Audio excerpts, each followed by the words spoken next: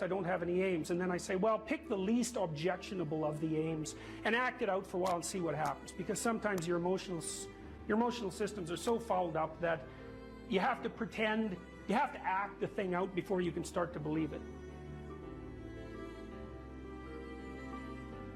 Life can be meaningful enough to justify its suffering. I thought, God, that's such a good idea.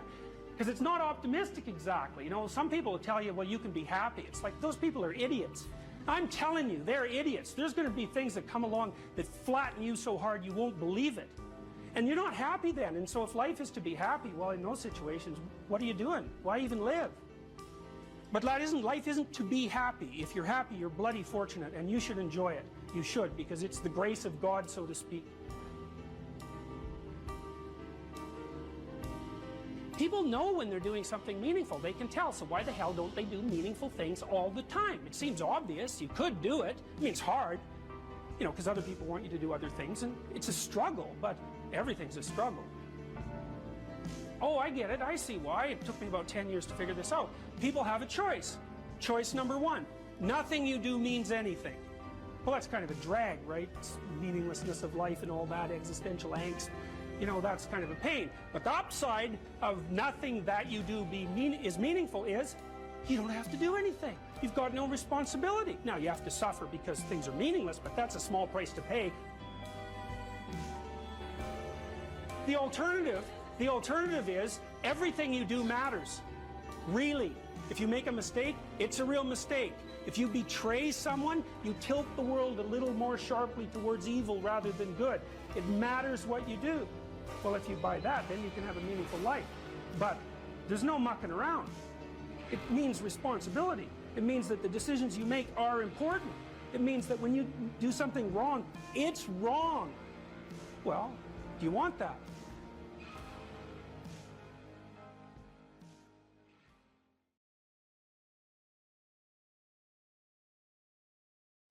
If you're suffering, you are obligated, in a sense, to hold on to whatever rope someone throws you.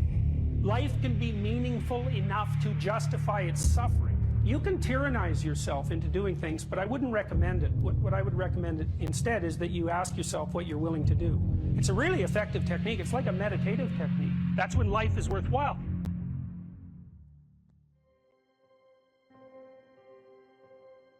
I don't know exactly what's going to help you, but don't arbitrarily throw out any possibilities because you might not have that luxury.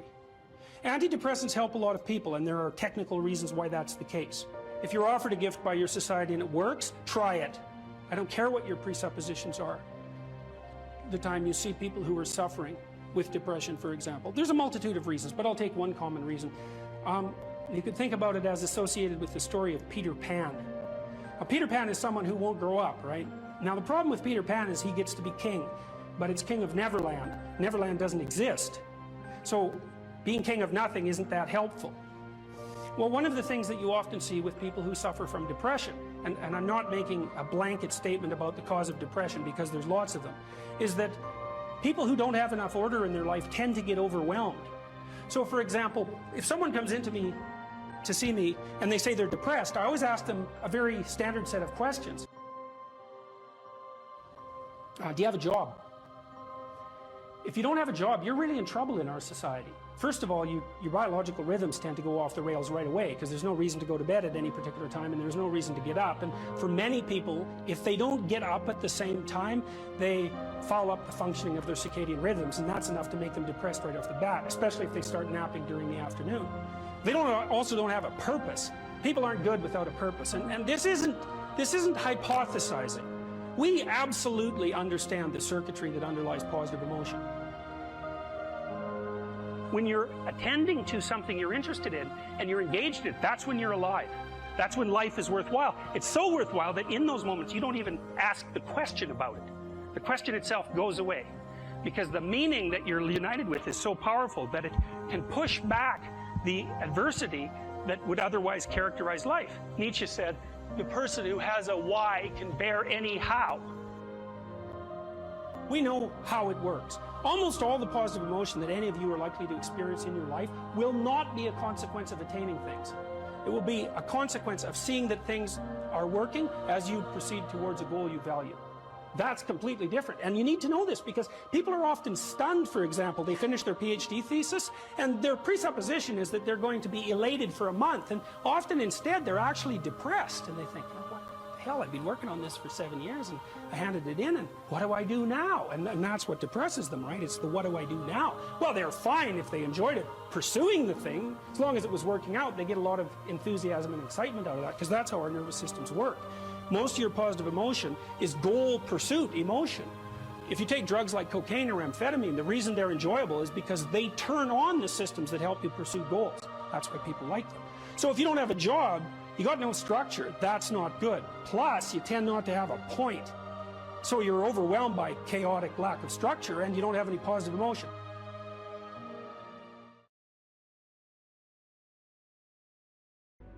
We were sitting in the first row of the plane, and do you remember the guy was a young black man, sort of ran onto the plane. He was wearing a yellow vest. He was a worker working the bridge or something, and he came up to you and he said, I'm not supposed to be on the plane right now. I'm not supposed to say anything, but you helped me turn my life around. I got this job because of you. And what I remember more than anything else is he had this huge smile on his face. But it wasn't because you told him to go out there and be happy. It was because you told him to go out there and fix some stuff. And I think that's exactly what you're talking about right now. Those experiences are so life-sustaining. It's so remarkable to have that happen. And that's something I've been immensely privileged to constantly experience, although there's also something about it that's extremely painful. You know, the magnitude of that joy is sort of proportional to the obstacles it had to overcome while it was attempting to manifest itself. You know, and one of the things I'm sure you saw on the tour, and I don't know how this affected you, was the depth of hunger for encouragement that exists everywhere, as far as I can tell.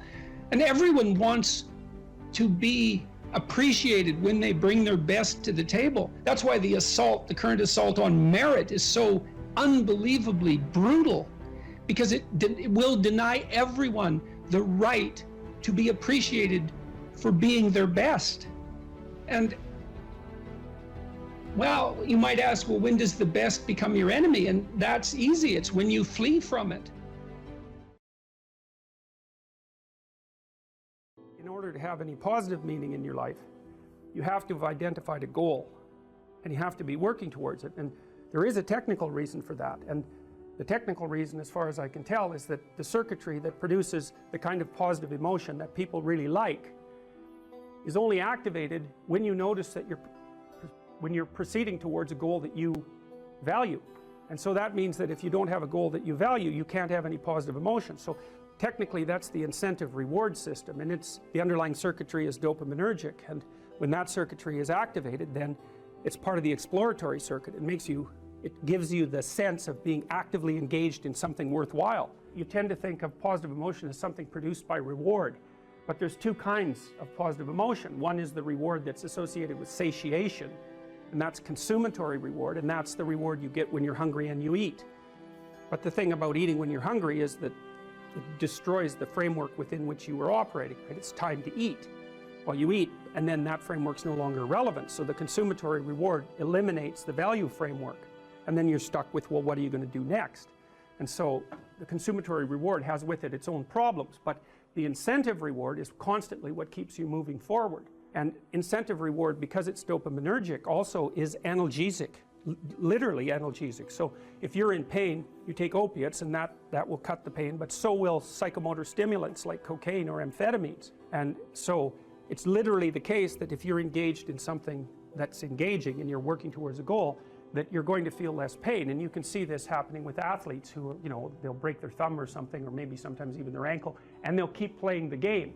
Of course, afterwards they're suffering like mad, but the fact that they're so filled with goal-directed enthusiasm means that, well, the pain systems are in some sense shut off. So that's an interesting thing, because what it suggests, I mean, then you could imagine, I might say, well, how happy are you that you've made a certain amount of progress? And if you think about it, what you'd say is, well, it depends on how much progress and in relationship to what. So hypothetically, you're going to be happier if you've made quite a bit of progress towards a really important goal. And then you have to think through what it means for a goal to be really important, because that's not obvious. Now, you could say, you're in this class and you're listening to some information, and maybe there's two reasons for that. You might find the information interesting per se, but let's forget about that for a minute. You need to listen to the information so that you can do well on the assignments, so that you can do well in the class. You need to do well in your classes so that you can finish up your degree. You need to finish up your degree so that you can find your place in the world. You need to do that so that you're financially stable and maybe you can start a family and have a life, and that's all part of being a good person, something like that. And so that's a hierarchy of goals, and you might say that being a good person would be the thing, however vaguely thought through, that's at the top of that hierarchy. And then when you're doing things that serve that ultimate purpose, then you're going to find those more meaningful, and that meaning is actually produced as a consequence of the engagement of this exploratory circuit that's nested right down in your hypothalamus. It's really, really old. It's as old as thirst, and it's as old as hunger. It's really an old system. And so you want to have that thing activated.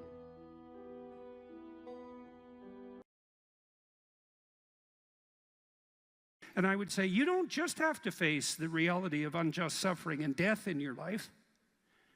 You have to face the reality of hell. And you might say, well, I don't believe in hell. It's like, well, do you believe in Nazi Germany? You know, do you believe in the Stalinist Soviet Union or Maoist China or Cambodia? That's hell. And you can assess that more deeply. You could say, well, that's not even hell. That's not as precise a formulation of hell as you might be able to conceptualize. Hell is actually participation in the process that led to the establishment of those countries. And that's something that human beings do. And the fact that we do that is something we have to face. And maybe that's even worse than death. And I think you can make a case for that. I really do. I think there are things in life that are worse than death. There are things in life that are worse than unjust suffering and death. And the things that lead to hell are worse. And you might think, well, I don't have to worry about that. It's like, yeah, you do, as a matter of fact, because you're going to face those things too. And you're going to face that when you face your own malevolence, which you will, and you're going to face that when you face the malevolence of others, including the mob. And some of that's just death and tragedy, and some of it is something far darker and deeper than that. And so, yeah, you face that. And so that's kind of interesting. And then you might think, well, how should you face that? And that's where Tammy's story is relevant. It's like, well, so she went and swam with the sharks. And I wasn't very happy about that because our life has been adventurous enough. I thought, do you really need to go swim with the sharks? And the answer seemed to be, well, that would be an adventure. And, you know, I don't interfere with her when she's having an adventure. She's going to go have an adventure. It's far be it for me to interfere. And then she told me, you know, that you had to look the shark in the eye or it would think you're prey. Think, well, what do you have to look in the eye so you're not prey? And, you know, human beings have been trying to figure that out for a long time because we're strange animals, because we're predators, but we're also prey. And so I guess at any moment you're sort of deciding, well, are you a predator? Are you the thing that's on top, or are you prey? And you're prey if you turn tail and run. And there's a psychological truth there, like a deep psychological truth. And it seems to be something like, if you practice forthright and voluntary exposure to that which terrifies and dismays you, it transforms you. And we really know this as psychologists. We even know there's more and more evidence suggesting, for example, that if you imagine you adopt this attitude of voluntary confrontation, that changes you psychophysiologically. So much of the biochemistry of motivation and emotion is transformed when you take a stressor which could be oppressive and paralyze you and cause you to withdraw, and you reverse that and you decide to advance.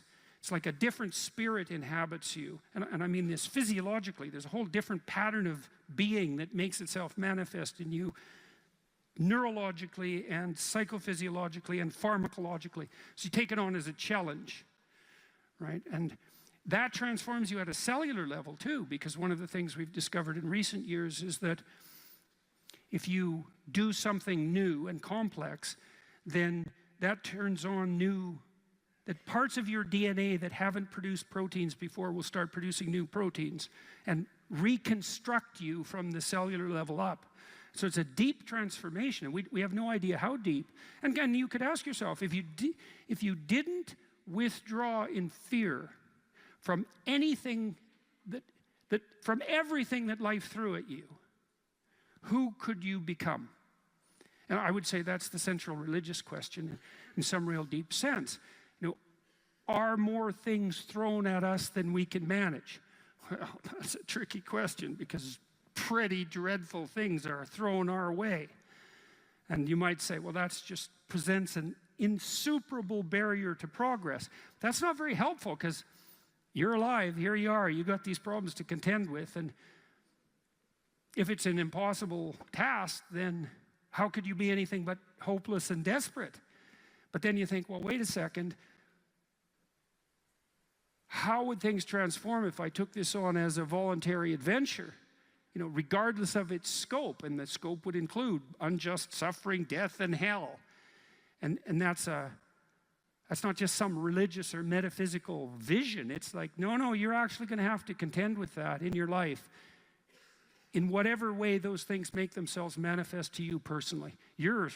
That's coming, man. And so maybe you better get prepared. And then the question might be, well, what would happen if you got prepared? And the answer might be, you'd be prepared. And I think the religious enterprise in its deepest sense is that process of preparation. And you know, you might want to even push that a bit farther. You might say, well, not only do you want to get prepared for what's coming your way, but you want to be so prepared that when it comes your way, that it doesn't make you bitter and resentful and tempted by the desire to walk the path that would make all of that even worse.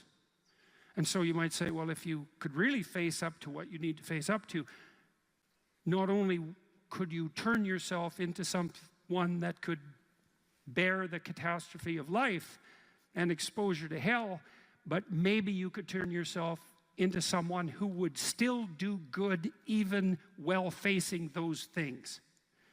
And that's a pretty noble goal, you know, because it's realistic. It's not naive at all. It says, look, man, you know, trouble's coming your way, and it's real.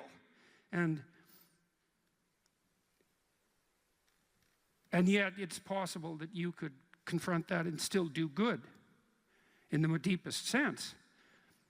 It's like, well, that's quite something. It would be really quite something if that's true. And one of the preconditions of that would be faith, I suppose. And in some sense, that's what Tammy was manifesting when she went down and swam with the sharks. Faith that if she looked the bloody predator in the eye, that would solve the problem. And then you think too, well, could it be any other way? It's like, well, we have all these problems in our lives, and we could think there's two possible ways of approaching those problems. One would be we just ignore them in the hopes they would what? Go away? Well, and no one thinks that's, no one who isn't a child thinks that, and very few children. Nobody believes that. We know perfectly well that if you got to face something, man, you better face it. And if you're going to face it, that's probably the best pathway forward. And then you might think, well, what does that mean ultimately? And it might mean something like, face it, you know, as deeply as you possibly can and as voluntarily as you possibly can. And there's an element of faith in that, because you have to put yourself on the line. But you're kind of stuck with that anyways. You know, that's the rub. So one of the pathways that's on display with regards to the formulation of an identity, let's say, is this injunction, which is really a temptation to love yourself. So we should take that apart. Now, the first question might be, well, what do you mean by yourself? And one answer to that is the person I am now. and you should love and feel good about the person you are now. And that's actually a dubious proposition for a variety of reasons. One is, whatever yourself is not only what you are. Yourself is also what you could become, and what you will and could become. And so to love yourself properly is not only to love what you are, who you are, whatever that means, but to love who you could become. Now, one of the things I've observed is that it's very demoralizing, let's say, for the typical young man. It's true for the typical young woman as well. So we'll say the typical young person who's miserable and maladjusted psychologically and socially, if you just go to them and say, well, you should feel good about yourself, because they think you're good just the way you are. You're perfect just the way you are. You should accept yourself just the way you are. It's like, well, okay, so what does that say about who I should become? Is that just now off the table because I'm already good enough in every way? So am I done or something? What about who I should become? And then, well, how should I feel good about myself when I don't? Because I'm not getting along with myself. I'm anxious and hopeless and nihilistic and depressed, and I'm not getting along with other people. So how is it that that's all somehow something I should feel good about without being deluded? And these are complicated questions, because you don't want to beat yourself with a stick, which might be the opposite of that as well. Feel bad about yourself. It's like, no, be judicious and merciful with yourself, and think that you need to accept yourself in some way, the way a mother accepts a child. But the maternal spirit is not the only spirit that governs the love that a child requires properly. You have the paternal spirit of encouragement as well, which is, well, we need to shelter and protect you and to provide for your security the way you are, but you could be a lot better and should be, and I have faith that you could be, which is the love that I'm delivering to what you're becoming rather than what you are. And so love that you direct towards yourself is partly directed towards that maternal care that's sort of the minimum precondition for basic flourishing, combined with an attitude of encouragement towards the possibilities of your being. And so that's a much more sophisticated so-called self-love, partly because it's the kind of love that envisions you as something that unfolds across time. And it's a much richer conception, because it also implies that there's a responsible adventure to your life. Like you're not all you could be, and there's pain in that, and there's the necessity for a certain amount of judgment about that, and even a certain amount of exclusion, because what you are that is insufficient in some sense should not be allowed to propagate further. But if it's conjoined with encouragement, it's like, yeah, you're in a rough situation there, kiddo, but here's some things about you that are virtuous and good, and they're pretty powerful, actually. And if you just made those more manifest, you could dispense with a lot of this immaturity and misery, and you could expand yourself out into life physically and psychologically, and you could start walking this pathway that makes things better. And the thing is that as soon as you start walking the pathway that makes things better, then things immediately become better, because your whole orientation changes. And if you're in a bad place but you're escaping, that's pretty positive, even if it's a bad place. And you might think, well, it's still bad, but it's better. It's like, well, that's a lot better than a bad place that's getting worse. That's for sure, because that's hell. Hell is a bad place that's getting worse.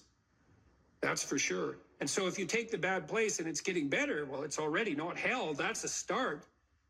And so this notion of love, we've confused this with the maternal instinct for an infant. It's like, because an infant under 6 months is like, well, of course, your attitude towards an infant is you're exactly okay the way you are, in the sense that there's nothing to do with an infant under 6 months in the most fundamental sense, except to provide them with total care. But that's not what you do to any child that's older than 6 months. You start laying down some criteria for becoming, for improvement. And some of that improvement, because we could define it, well, there's nothing more perfect than a child, than a baby. It's like, yeah, but that's not true if the baby's 14 years old. right? It's true if the baby's 6 months old and actually a baby, but by 9 months, well, the child is going to start to interact socially. And now there's some principles that the child has to learn to abide by so that social interaction is optimized. And then you want to replace the infant with the toddler who has a certain domain of autonomy and responsibility and a certain capacity for social interaction, and you want to replace the toddler with the young child, with the preschooler, who now can negotiate a shared social space, and you want to replace the preschooler with the older child who's now capable of taking on as much domestic responsibility as is appropriate for that age. You want to take the infant who's entirely dependent and turn them into something that's autonomous and then socially integrated in a manner that's moving them towards individual responsibility. And the love is not only love that's devoted to what they are at any point, which is that encompassing maternal love, say, but the love that says, yeah, kid, you know, we're pretty happy you're around, but the new you is going to even be better. And that's encouragement, and that's part of love. It's half of love, that's for sure.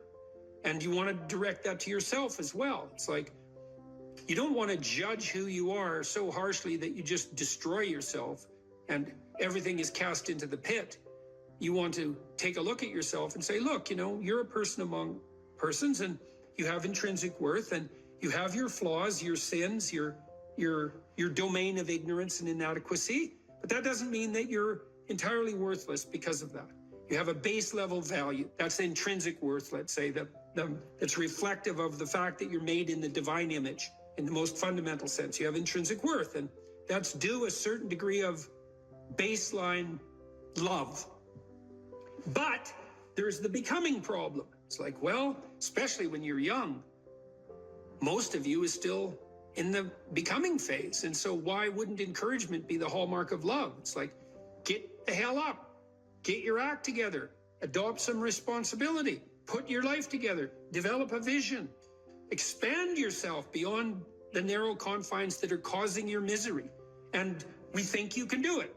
You could do it, you should do it, the world would be better off if you did it, you'd be doing better if you did it, everything would work out better. Why would we not work to make everything work out better? And you're the person who could do it.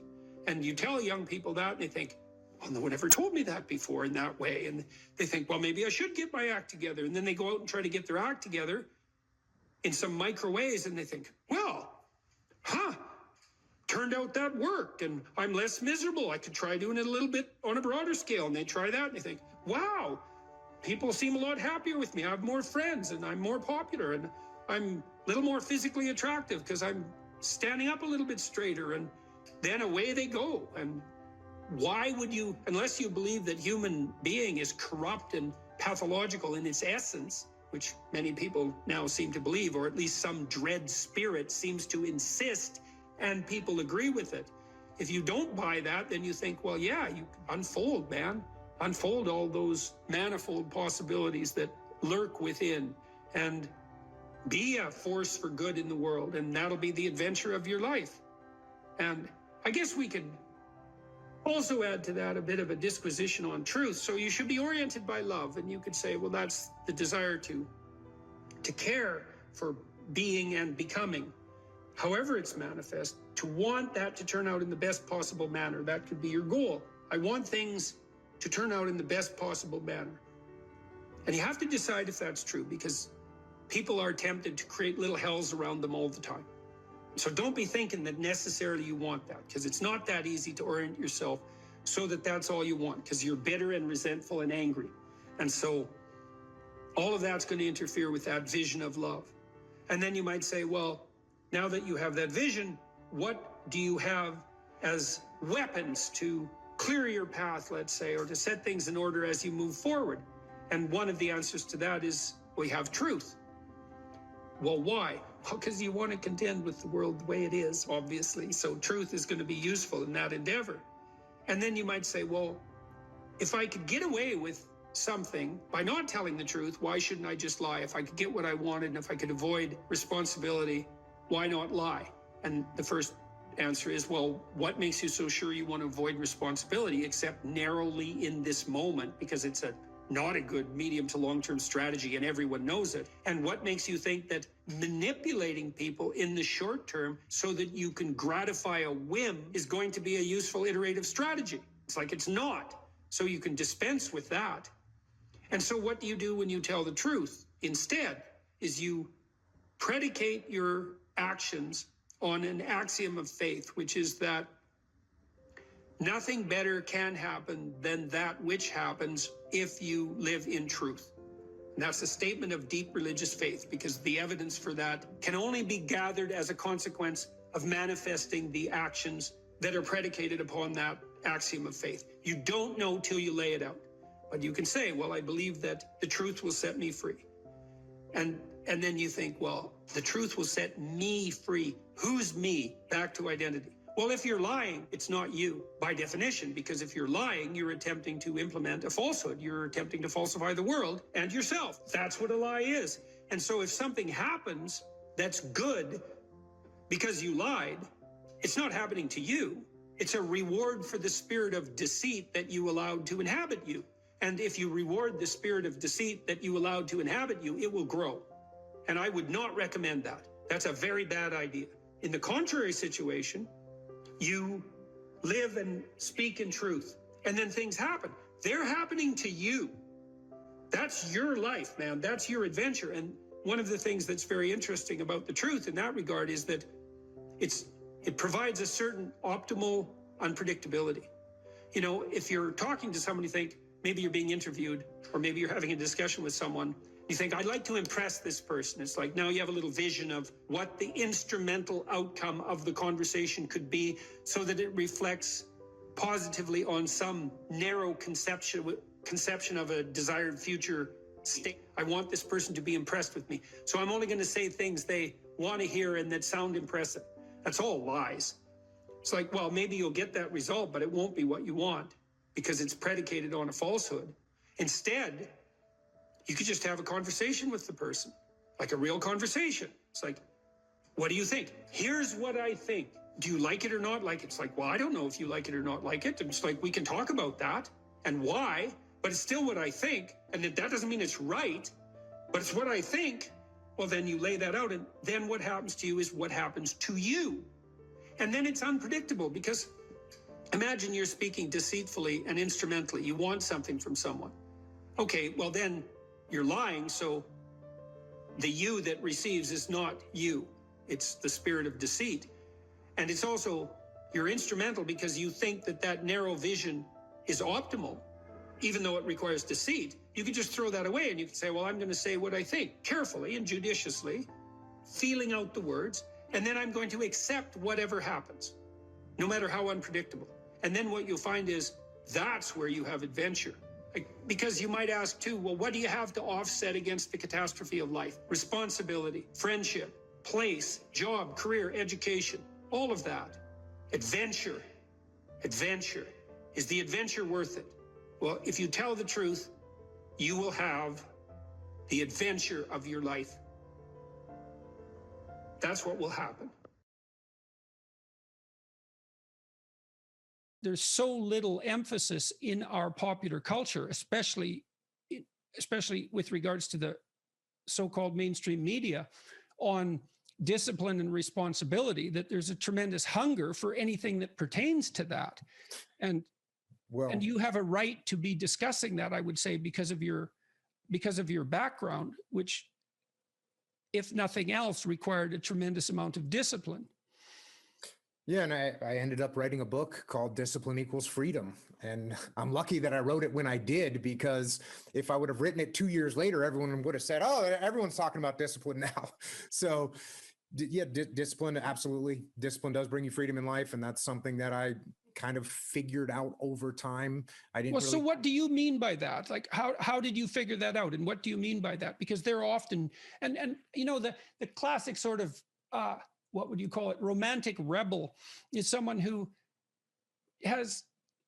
is free from excessive order, let's say. They see freedom and discipline as antithetical, rather than seeing one as a precondition for the other. And so how did you learn that discipline was a precondition for freedom. If I've got the equation, how did that manifest itself in your own life? So we'll start off by saying this. And look, I was a young kid. I joined the Navy to go in the SEAL teams. I went through SEAL training. I showed up at a SEAL team, SEAL Team 1. And when I got there, and as I look back, this is a very powerful thing, even though it's very simple. So I'm 19 years old when I show up at SEAL Team 1. I'm done with the basic SEAL training. And I have a goal in my head, which is this. I want to be a good SEAL. Mm-hmm.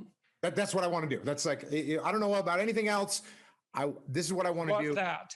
I want to be a good SEAL. That's what I want. I want to be a good SEAL. Mm-hmm. And so as a 19-year-old with all kinds of energy, and we haven't talked about my childhood yet, but I was kind of like a very rebellious kid. When you talked about seeing a kid that looked like you could have handed him a club or a battle axe and he would have probably been feeling a little bit better, I was like that. I was constantly looking around for a club or a battle axe because that's what I felt like I needed to do. And it was beautiful because I was running around the woods as a young kid playing Army. And I just went and actually played Army. That's what I ended up doing. So I never really had to force myself into some mold that I didn't want to be into. So I got to SEAL Team 1, and now I just want to be a good SEAL. That's what I want. And so now that starts steering some of my decisions. And for the most part, it steered my decisions in a decent direction. Now, there were some times where, as I look back now, what I thought was a good SEAL was a little bit off, but luckily it wasn't 180 degrees off. It might've been off 30 degrees or 40 degrees. Right. And as I got older and more mature and I figured out more about what that ideal should look like to me, and I could keep chasing that ideal, that was good. But even to be a 19-year-old kid with a 70 or 80 degree corridor to move forward in is not a bad thing. No, it's a gift. It's a gift. Exactly. Mm-hmm. So then I'm looking around at other SEALs that were older than me and more senior to me and trying to figure out which one of those guys is a good SEAL. Yeah. And what I realized was that the guys that were working harder, for the most part, were good SEALs. Now there's just some people that are just way talented. Right. And they could show up, 3 minutes before a run or 3 minutes before we do a shooting competition, and they could just walk through it. No problem. Right. And that's great for them. It wasn't me. I'm not that great at anything, but I saw other guys that might not be great at anything either, but they worked hard. They showed up to work early. They did the drills that they were supposed to do. They had discipline. Mm-hmm. And when you have has amalgamated statistics, and I hope I get this right, but it's approximately correct. If you work 10% longer hours, you make 40% more money. Right. And so, and I think your comments about talent are also dead on. It's like in any field of enterprise, there are people who are phenomenally gifted. And then if they work really hard, they're even more phenomenally gifted, right? Those are the people who break records. But that talent apart, hard work actually works. And with virtually everything, it might not make you the best at whatever it is you're pursuing, but it will certainly make you better than you are. And then I have this new book. I hope you got a copy, because did you get a copy? Okay, so I'm bringing it up for a particular reason. I have a chapter in this book called, there's two that are relevant. Imagine who you could be and then aim single-mindedly at that. That's one. And then the course, or what would you call it? A complementary chapter is work as hard as you possibly can on one thing and see what happens. And that's also predicated on this idea that discipline is a precondition to freedom. So you were fortunate, like you had this goal, right? So that meant you had a goal, which is a really big deal because you could learn about goals. You had a sense of a higher mode of moral being, that I would rather be a good SEAL than the person I am now. Well, it's a code of behavior and a way of perceiving. So there's an ethic in that. And then you said as well, your conception of what good SEAL meant changed as you matured. But that's also fine. It wouldn't have changed unless you would have pursued that initial only partially accurate goal. And so that's also a really good thing for people to understand is like, if you don't know what you're doing, aim at something. Is it the right thing? No, but it's better than just shooting randomly. So you aim at something, and then as you aim and you move towards it, you're going to find out why you're wrong. And then you might recalibrate your aim. And that's going to happen over and over, because as you move towards a goal, it recedes or it broadens, or it recedes and broadens, and otherwise you'd run out of things to do.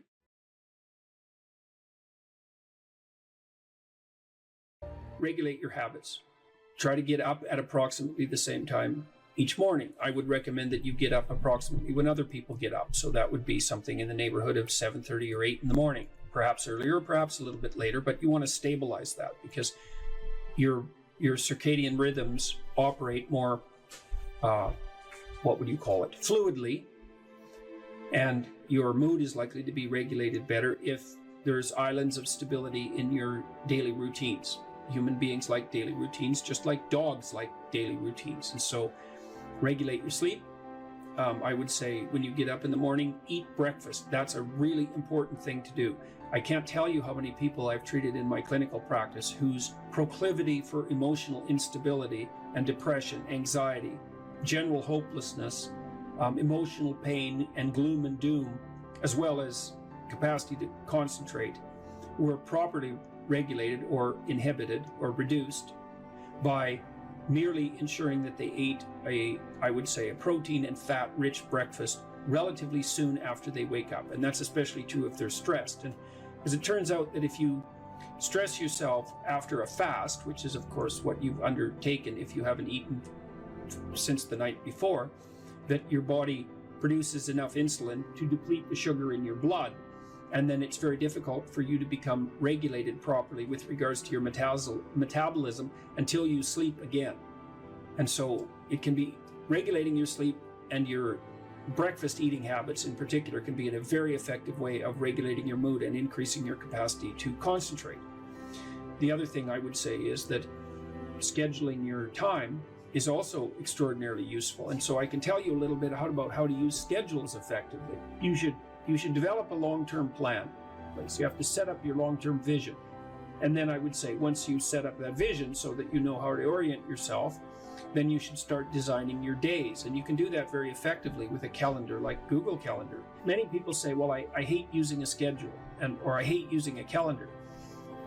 What you're doing is using the calendar as an external tyrant that's telling you what you should do if you were going to be a conventionally good person each day. So you load yourself up with arbitrary responsibilities. But that's not really how you should use a schedule.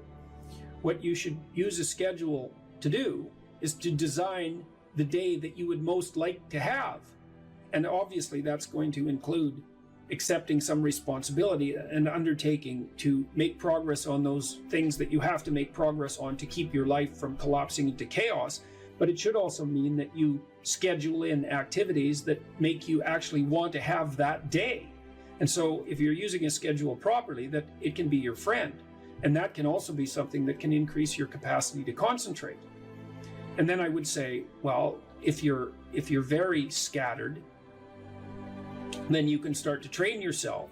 You might say, well, I need to learn to read without distraction.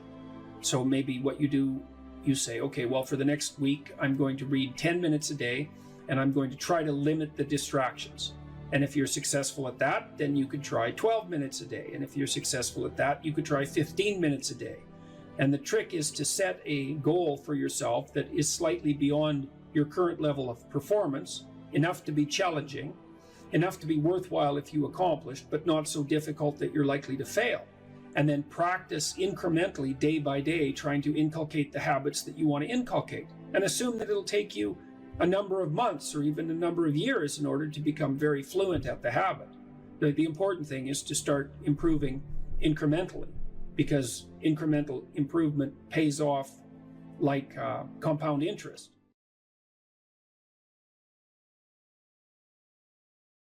The truth of the matter is that you have a lot of potential as a child, but none of that is capable of manifesting itself as freedom before you become disciplined. And discipline is a matter of the imposition of order, and the order is necessary, especially for people who are hopeless and nihilistic. That it's not some casual self-help doctrine. It's that if you don't organize yourself properly, you'll pay for it, and in a big way, and so will the people around you. And I would say, start where you can start. You know, if something announces itself to you as in need of repair, that you could repair, then hey, fix it. You fix 100 things like that, your life will be a lot different. Now, I often tell people too, fix the things you repeat every day, because people tend to think of those as trivial. You get up, you brush your teeth, you have your breakfast, you know, you have your routines that you go through every day. Well, those probably constitute 50% of your life. And people think, well, they're mundane, I don't need to pay attention to them. It's like, no, that's exactly wrong. The things you do every day, those are the most important things you do, hands down. Lay a disciplinary structure on yourself, get the chaos in check, and then you can move towards a state that's freer. It's discipline first. Like, look, if you're going to become a concert pianist, there's going to be several thousand hours of extraordinarily disciplined practice. That's the imposition of order on your potential, let's say. But what comes out of that is a much grander freedom. And so in virtually every freedom that you have in life that's true freedom is purchased at the price of discipline. There's this saying that says, tough times produce strong men produce good times produce weak men produce tough times. Yes. If that's the truth, which phase are we in today? Well, if you think about it historically, you have to say that we're in good times. I mean, that doesn't mean everything about the current times are good, and of course life is always tenuous and difficult, but it's 1919. If you go back 100 years ago, imagine what the last 5 years would have been like, right? You would have been, the entire world was encapsulated in a terrible war. The trench warfare was absolutely brutal, and that was a 5-year period, and then that was followed by the Spanish influenza, which killed 120 million people. And you know, so I'd rather be here now than there then by a substantial margin. And I think life is never easy, even under relatively positive conditions. But I would say that, speaking on a global level, there's never been a better time for the majority of people to be alive. And the future, although we're vulnerable and terrible things can always happen to us, it's hard to make a case that the future doesn't look comparatively positive. We're becoming extremely technologically sophisticated, and the world is changing at an incredibly rapid rate, and the only way we're going to be able to manage that in a positive way is if each of us, or as many of us as possible, are capable of making wise and careful and truthful decisions. And if we do that, then, you know, maybe things can continue to improve. What could you do to improve yourself? Well, let's step one step backwards. The first question might be, why should you even bother improving yourself? And I think the answer to that is something like, so you don't suffer any more stupidly than you have to. Accept responsibility for the catastrophe of your life, and that way you transcend it. And there's an unbelievably hopeful message in there, and the message is, you're actually strong enough to do that, you just don't know it. And you won't find out till you do it. You can't find out till you do it. But if you did it, you'd find out that it was true. Bargain with the future. Wow, that's just, what an idea that is. You know, it's so unlikely. It's a massive risk. It's the ultimate in risks, right? You have to be willing to lose your life in order to find it. What you're willing to forego today's pleasure for tomorrow's advantage. And that's what sacrifice is. And I would say, start where you can start. You know, if something announces itself to you as in need of repair, that you could repair, then hey, fix it. You fix 100 things like that, your life will be a lot different. If I wanted to spend 10 minutes making this room better, what would I have to do? And you have to ask yourself that, right? It's not a command, it's like a genuine question. And things will pop out in the room that you know, like, there's a stack of papers over there that's kind of bugging you, and you know that maybe a little order there would be a good thing. There's some rubbish behind your computer monitor that you haven't attended to for like 6 months, and the room would be slightly better if it was a little less dusty and the cables weren't all tangled up the same way. And if you allow yourself just to consider the expanse in which you exist at that moment, there'll be all sorts of things that'll pop out in it that you could just fix. So life is brutal, and what you have to set against that is possibility. So I would say if you're 16 and your life isn't so happy, it's like, look around and see if there are opportunities that people are granting you, even imperfect opportunities, because they're going to be imperfect, that you could exploit in the proper way and learn and grow. But the fundamental lesson, the more fundamental lesson that's underneath that is, don't let what you are stop you from being what you could be. So imagine that there's you and there's the potential inside you, whatever that is. You know? And potential is an interesting idea because it represents something that isn't yet real, yet we act like it's real. And that potential is partly what you could be if you interacted with the world in a manner that would gain you the most information. You take yourself and you put yourself in a new environment. New genes turn on in your nervous system. They encode for new proteins. And so you're full of biological potential that won't be realized unless you move yourself around in the world into different challenging circumstances, and that'll turn on different circuits. Now, I often tell people too, fix the things you repeat every day, because people tend to think of those as trivial. You get up, you brush your teeth, you have your breakfast, you have your routines that you go through every day. Well, those probably constitute 50% of your life. And people think, well, they're mundane, I don't need to pay attention to them. It's like, no, that's exactly wrong. The things you do every day, those are the most important things you do. Hands down. All you have to do is do the arithmetic. You figure it out right away. So 100 adjustments to your broader domain of being, and there's a lot less rubbish around and a lot fewer traps for you to step into. Once you've got your mind and your emotions together, and once you're acting that out, then you can extend what you're willing to consider yourself and start fixing up the things that are part of your broader extent. While you're experiencing things announce themselves as in need of repair, doesn't mean that it's you right then and there that should repair them. You have to have some humility. You don't walk up to a helicopter that isn't working and just start tinkering away with it. You have to stay within your domain of competence. But most of the time, if people look at their lives, it's a very interesting thing to do. I like the idea of the room, because you can do that at the drop of a hat. Go back to where you live and sit down and think, okay, I'm going to make this place better for half an hour. What should I do? You have to ask, and things will just pop up like mad. And it's partly because your mind is a very strange thing. As soon as you give it a name, a genuine aim, it'll reconfigure the world in keeping with that aim. That's actually how you see to begin with. And so if you set it a task, especially, you have to be genuine about it, which is why you have to bring your thoughts and emotions together, and then you have to get them in your body so you're acting consistently. You have to be genuine about the aim, but once you aim, the world will reconfigure itself around that aim, which is very strange. And it's technically true. And so I think that you can, in fact, decide to take on the load that's optimally meaningful if you want, and then you get to have your cake and eat it too. You're on the pathway to continual incremental improvement. You only have to burn off a feather at a time instead of having the whole bloody thing burst into flames. It's a constant source of renewal.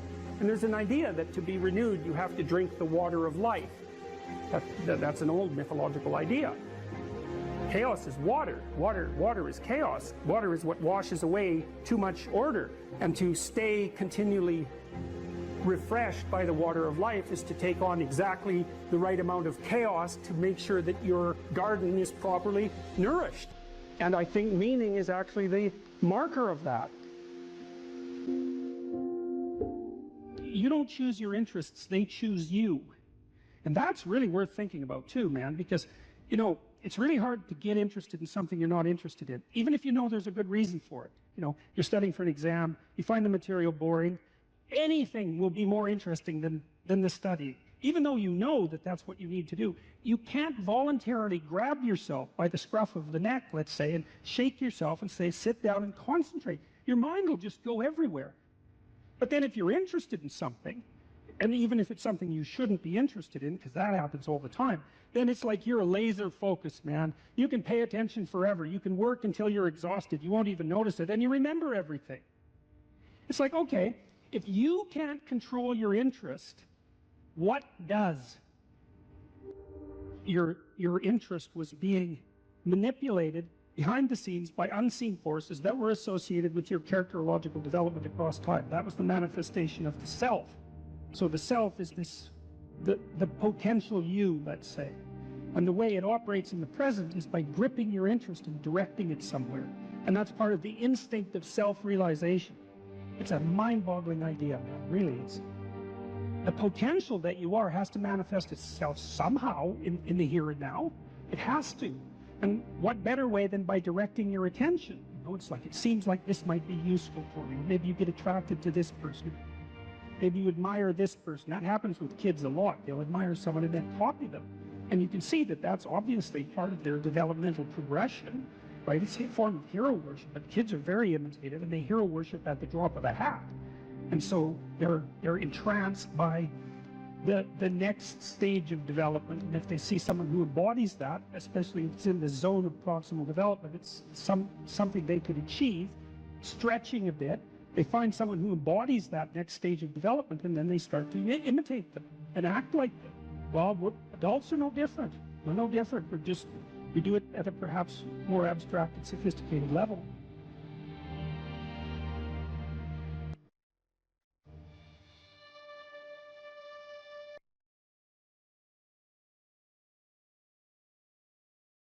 Carl Jung talked about this phenomenon he described as retrogressive restoration of the persona. It's a complicated idea, but basically what it means is that sometimes you take a leap forward and you learn some things, but you can't catalyze a new identity, so you try to go back and hide in your old identity. And that actually doesn't work, because, well, things have changed and you've learned something, and that isn't who you are anymore.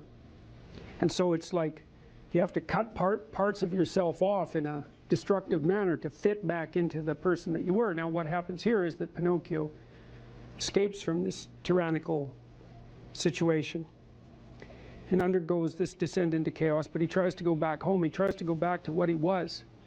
And he can't do that anymore. His father isn't at home anymore. And so when he goes home, he finds that there's no home there. Now, this happens to people sometimes, and it's often a shock to them. So they'll often stay under the thumb of their father. And you think, well, why would someone do that? Because it means they're subject to the tyrannical judgment of their father. They're always concerned about what their father would think, or whether their father approves of them, and so forth. And you think, well, that's got to be an unpleasant place to be. Why would you do that? Freud said, for example, that no one could be a man unless his father had died. And Jung said, yes, but that death can take place symbolically. Okay, so there's that part of the idea. And then another part of the idea is, one of the times in your life when you actually realize that you're an individual is when you'll go and ask your parents something and you'll realize they actually don't know any more about what you should do than you do. And that sucks. And that's partly why people are often willing to maintain a tyrant-slave relationship with their father. It's like, on the one hand, you have to be inferior in a relationship like that. You know, you've always got the judge watching you. But on the other hand, there's always someone who knows what to do. There's always someone standing between you and the unknown that you can go ask, what should I do? Well, at some point, you'll realize that the reason you can't ask that anymore is because they actually don't know any more than you do. And then that's a pain. Like that is a symbolic death. And that's also when you establish a more individual relationship with your parents. It's at that point that you could conceivably start taking care of them instead of the reverse. And that's a time that should come. But you have to let that image of perfection go. And that exposes you. Well, that's what happens here. You know, Pinocchio goes home and he wants things to be the way they were, and he wants to stay under the careful care of the benevolent father, but that's no longer possible. He's past that point, and that's why the father has disappeared. And so Geppetto has gone off to look for Pinocchio because he also needs his son, but in any case the house is abandoned. And so then we see inside the house that everything's covered with cobwebs and everything's gone, and Pinocchio and the cricket sit on the steps and they're very concerned. First of all, they wonder where he went, so they're actually concerned that he's gone, but they also don't know what to do because there's just no going home.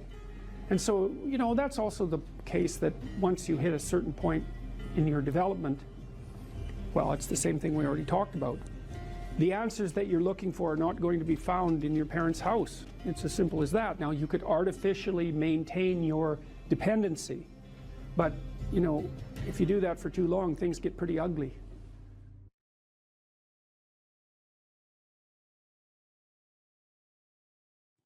And why beholdest thou the mote that is in thy brother's eye, but considerest not the beam that is in thine own eye? Or how will you say to thy brother, let me pull out the mote out of thine eye, and behold, a beam is in thine own eye?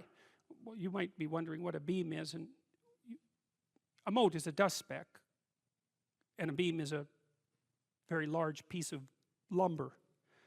And so the issue is not so much the blindness of others, even though there's as much blindness among others as there is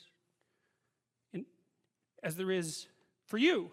But the issue here, the advice here, the description here is you should be concerned about what's interfering with your own vision first.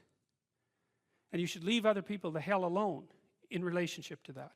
And so if your mode of being in the world is, if you would just act better, things would improve for me, or if you identify the evil and the catastrophe as something that's outside, that someone else needs to fix, or that someone else is responsible for, then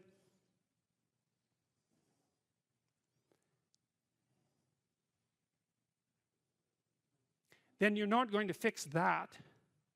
And you're going to remain blind to the things that you're doing and not doing that make things not go well. And so it's just better to think, all right, I'm probably blind in many, many ways.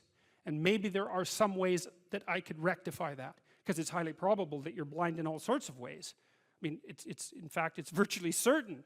And so it's just more useful to think, how is it that I'm wrong in this situation? I'll tell you something that I learned to do when I was arguing with my wife, which happened quite frequently, because when you actually communicate with people, you find out that there's many things that you don't agree on, and that's because you're actually different creatures. And so if you're actually going to have a truthful conversation, then you're going to find out that you don't see things the same way, and then you can either pretend that that's not the case and gloss over it and then end up in a 30-year silent war, or you can have the damn fight when you need to have it and see if you can straighten it out. So now and then we'd get in a situation where we were at loggerheads, we couldn't move. And, you know, it would spiral up into hate speech, let's say. Because, yeah, everyone laughs because they know they manifest plenty of hate speech towards those they love. So one of the things we learned to do was, when we hit an impasse, was to separate and to go our own ways, and to go sit and think, okay, look, we're at this unpleasant situation. We can't figure out how to move forward. I'd always think, of course it's her fault. Obviously it's her fault. At least 95%. But maybe there was something I did that contributed like 5% to it. And so I would sit and think and ask myself a question, which was, is there anything I did in the last 6 months that increased the probability that this impasse would manifest itself? And I'll tell you, you have no idea how fast your mind will generate an answer to a question like that. Because there's undoubtedly some idiotic thing that you did, that you know, that you remember, that increased the probability that you're going to have your hands around the throat of the person that you love. And then you can go tell them that. And then you can have a conversation, especially if they do the same thing. Say, look, you know, here's how I'm an idiot in this situation. And the other person says, well, yeah, here's how I'm an idiot. And then you're two idiots, and then maybe you can have a conversation.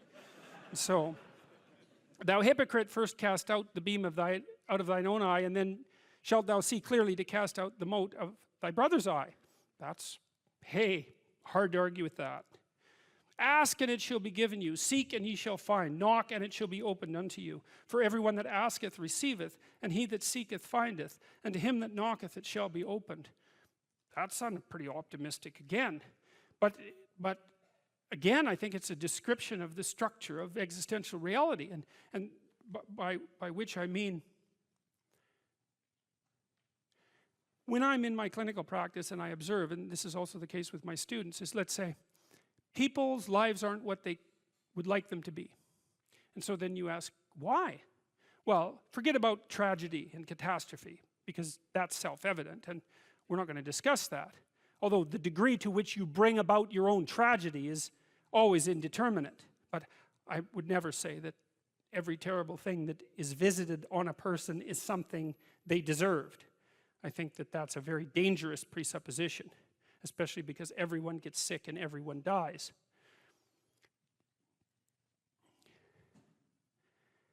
But one of the main reasons that people don't get what they want is because they don't actually figure out what it is. And the probability that you're going to get what would be good for you, let's say, which would even be better than what you want, right? Because, you know, you might be wrong about what you want easily. But maybe you could get what would really be good for you. Well, why don't you? Well, because you don't try. You don't think, okay, here's what I would like if I could have it. And I don't mean in a way that you manipulate the world to force it to deliver you goods for status or something like that. That isn't what I mean. I mean something like, imagine that you were taking care of yourself like you were someone you actually cared for. And then you thought, okay, I'm caring for this person. I would like things to go as well for them as possible. What would their life have to be like in order for that to be the case? Well, people don't do that. They don't sit down and think, all right, you know, let's figure it out. You've got a life. It's hard, obviously. It's like 3 years from now, you can have what you need. You've got to be careful about it. You can't have everything. You can have what would be good for you, but you have to figure out what it is, and then you have to aim at it. Well, my experience with people has been is, if they figure out what it is that would be good for them, and then they aim at it, then they get it. And it's strange because they don't it's a strange thing. It's not quite that simple because, you know, you may formulate an idea about what would be good for you, and then you take 10 steps towards that, and you find out that your formulation was a bit off, and so you have to reformulate your goal. You know, so you're kind of going like this as you move towards the goal.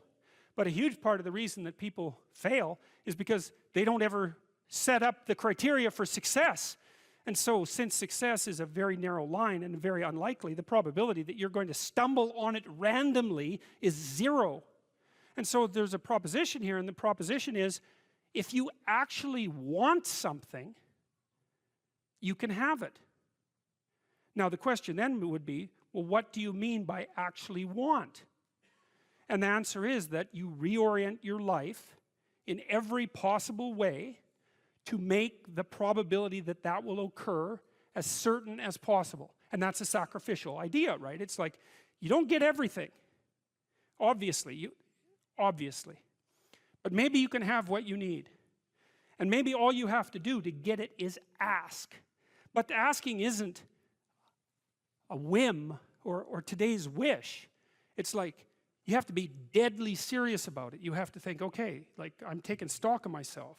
And if I was going to live properly in the world, and I was going to set myself up such that being would justify itself in my estimation, and I don't mean as a harsh judge, exactly what is it that I would aim at? Well, one of the things I've found is that in test of this theory, let's say, you could try this. This is a form of prayer, knocking. Sit on your bed one day and ask yourself, what remarkably stupid things am I doing on a regular basis to absolutely screw up my life? And if you actually ask that question, but you have to want to know the answer, right? Because that's actually what asking the question means. It doesn't mean just mouthing the words. It means you have to decide that you want to know. You'll figure that's out so fast it'll make your hair curl. It's as if Jung thought about this. He thought, he thought that people had two poles of consciousness, and one was the individual consciousness that we each identify with, and the other was something he called the self, and the self is you might think about it as the divine within. That's close enough approximation. It's the universal part of your consciousness. It's your conscience. That's another way of thinking about it, whatever your conscience is. But it's something that you can consult. It's like the Socratic daemon. Socrates said that the thing that made him different than everyone else in Greece was that he consulted his daemon, his genius. He asked himself how it was that he should conduct himself in the world, and then he did that, whatever it was. He didn't try to force a solution, he didn't try to force a solution selfishly. He asked, I'm going to manifest myself in the best possible manner in the world. I would like to do that. What would that be? Well, you're perfectly capable of thinking. God only knows how. You're perfectly capable of immense feats of imagination and dream and fantasies. God only knows how you do all of that. What would happen if you consulted yourself about the best possible outcome for you? You might get an answer. Well, that's what this proposition is.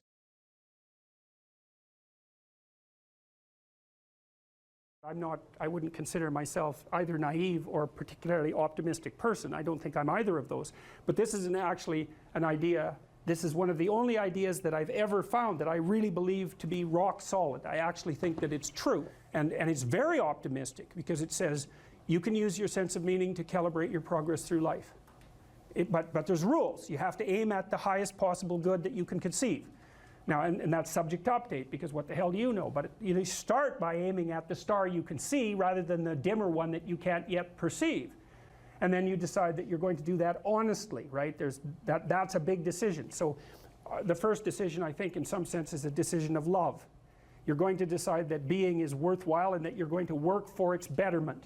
And that's a decision that's based on love. And the second decision is based on truth. Having made that decision, you're going to play a straight game. Having made those two decisions, I think that you can allow your sense of meaning to calibrate your pathway. And then what's so interesting is that you hit a state that's as close to paradisal as you're going to hit right away, because being engaged like that, it's better to be engaged in the solution of a complex problem than not to have a problem at all. And that's no different than saying it's better for there to be being than non-being, because being is a problem. And so if you want to have no problems, then you have no being. And you could say, well, being is so miserable that maybe that's the route we should take. And fair enough, but maybe you can have your cake and eat it too. You can have the damn problem. It can be a problem worth solving, and you can be so engaged in solving the problem that it justifies the fact that the problem exists. And then you get to have the problem and the solution at the same time, and maybe that's better than not having the problem at all. And I believe that, because one of the things I have seen, and I've seen this being so interesting when I've been lecturing to people, especially more recently, and this has also manifested itself on YouTube. I'm talking to people a lot about responsibility, and it's young men in particular that seem to be responding to that. And I think that's partly because I think that young women, in some sense, have their responsibility map already laid out for them. It's also less voluntary in some sense for women, because they have more complicated problems to solve in the first part of their life, right? Because they have to get the family problem solved. But whatever. I've been talking in a very delineated manner about responsibility, which is a strange thing to sell to people, but responsibility is what gives your life meaning. And so then you might say, well, then take on ultimate responsibility. And what happens? You have an ultimately meaningful life. And then you might say, well, if your life is ultimately meaningful, doesn't matter if it's punctuated by tragedy or even predicated on tragedy.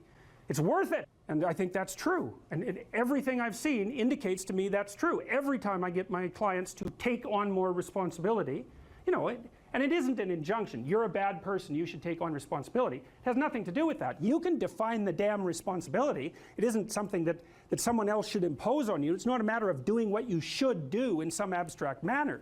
It's not that. It's the choice of what game you're going to play.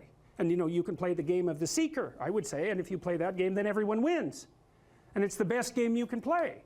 And so the answer, in some sense, to the tragedy of life, to the catastrophe of life, to the fall, is to adopt the responsibility of mortality that goes along with that, and to play that game maximally. And paradoxically, it's in the willingness to do that that the solution emerges. And I don't, you know, I have done my best with every single thing I've talked to you guys about. I have done my best to do what Dostoevsky does in his novels, which is I make a proposition and then I spend months or years trying to figure out if I can take the bloody thing apart, if there's something wrong with it, because I want to find out. I want to hit it with a hammer and see if it breaks.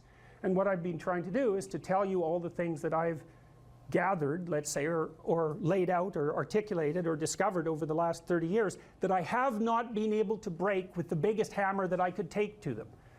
And I guess that's the fundamental one, is that I believe that the idea that lurks in these images, derived from very different cultures, it's the same idea. Life is suffering. Right, indisputable. What do you do about that? You voluntarily accept it and then strive to overcome the suffering that's a consequence of that. And you do that for you, and you do that in a way that makes it better for other people. And then that works. And one question might be, well, how well does it work? And the answer is, the only way that you can find out is by trying it. That's it. That's the existential element of it. The proof is to be derived by the incarnation of the attitude in your own life. No one can tell you how it will work for you. It's the thing that your destiny is to discover that. And you have to make the decisions to begin with. It's like, because you can't do this without commitment. You have to commit to it first. That's the act of faith that Kierkegaard was so insistent upon. You have to say, I'm going to act as if being is good. I'm going to act as if truth is the pathway to enlightenment. I'm going to act as if I should pursue the deepest meaning possible in my life. And there's reasons to do none of those. They're real reasons. So it's really a decision. But you can't find out what the consequence of the decision is unless you make the decision. I think the same thing happens when you get married, by the way. So if you think you might leave, you're not married. And then you think, well, the marriage didn't succeed. It's like, well, maybe you were never married. Because the rule is, you don't get to leave. And there's a reason for that rule. Now, I'm not saying that there aren't situations where there should be exceptions made for that. That's not the point. The point is that there's some games you don't get to play unless you're all in. And the other thing that's so interesting about being alive is that you're all in. No matter what you do, you're all in. This is going to kill you. So I think you might as well play the most magnificent game you can while you're waiting. Because do you have anything better to do? Really? Why not pick the best thing possible that you could do? Why not do that? Maybe you could justify your wretched existence to yourself that way. I think you could. That's what it looks like. You know, people find such meaning in the responsibilities they adopt, it stops making them ask questions about what life is for. If you have a newborn child, for example, like unless you're really in a bad way, psychotically depressed, or maybe your personality really needs some retooling, you stop thinking about anything but ensuring that that baby is doing well. And if someone comes along and asks you an existential question about your commitment to that, the right response is, why are you asking me such stupid questions when this is manifesting itself right in front of your eyes? Like, how blind can you be? That isn't a time for questions about the meaning of life. The answer is right in front of you. And if you can't see it, it's not because life has no meaning, it's because you're blind. I mean, that's what the image of the Virgin Mother and the child is all about. It's like, what's the answer to the meaning of life? Here's an answer. It's like, well, I'm going to criticize that. Well, go right ahead. You know, it's like what you're like a what do you call that? A termite gnawing on a temple. There's no utility in that sort of criticism. It's blindness. And it's the same thing with regards to the path of the hero. It's like it glistens in front of you and you can criticize it. It's like, fine. Put the cart before the horse and see how far you get. So I thought, to bring full closure to the class, I was trying to solve this terrible puzzle that confronted me and many other people about how it was that human beings got themselves in such a tangle about what they believed. Such a tangle that we were pointing the ultimate weapons of destruction at one another, which, by the way, we are still doing. And I thought, okay, well, I understand that. We need our belief systems. They orient us. And that means there will be conflict between belief systems, and that can be a catastrophe. And that's being played out everywhere, again, in very many ways. What's the solution to that? Well, one possibility is there's no solution. It's just mayhem all the way around. Could be the case. But it seemed to me, as I delved into it, that the proper solution to that was to live properly as an individual, because you're more powerful than you think. Way more powerful than you think. I mean, God only knows what you are in the final analysis. You're blind to your own weaknesses, but you're also blind to your own strengths. And so then I think, well, if you got your act together, it'd be better for you, and instantly it would be better for your family, assuming they wanted you to get your act together, and not everyone does, and then it would be better for the community. It's like, how far could you take that? If you stopped wasting time, and if you stopped lying, and if you oriented yourself to the highest possible good that you could conceive of, and you committed to that, how much good could you do? Well, I would say, why don't you find out? So that's what I think you should do. You should find out. You don't have anything better to do. And there's nothing in it, as far as I've been able to tell, there's nothing in it but good. So maybe you could sort yourself out so that you wanted nothing but the good.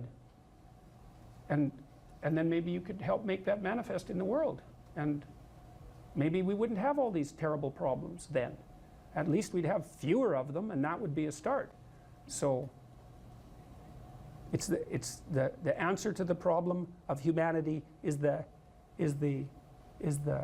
integrity of the individual. That's the answer. So, and states that are predicated on that realization are healthy. So, and states that aren't are doomed to stagnation and catastrophic collapse. And personalities that are predicated on self-tyranny and the tyranny of others are doomed to collapse. So, and then you think, well, what's the barrier? And the barrier is, are you willing to accept the responsibility? And part of the answer to that is, reduce the damn responsibility until it's tolerable. You don't have to fix everything at once. You could just start by fixing the things that you could fix. Or you could even do it more. You could do it with even less self-sacrifice. You could start by fixing only the things that you want to fix. God, you can get a massive way that way. So do it. See what happens. That's what you should have been taught in university right from the beginning. It's like, aim at the highest good. Tool yourself into something that can attain it. And go out there and manifest it in the world. And everything that comes your way will be a blessing. And so all you have to do is give up your resentment and your hatred. I know that's a hard thing to give up because you have plenty of reason for it. That's probably a good place to stop. So it was a pleasure.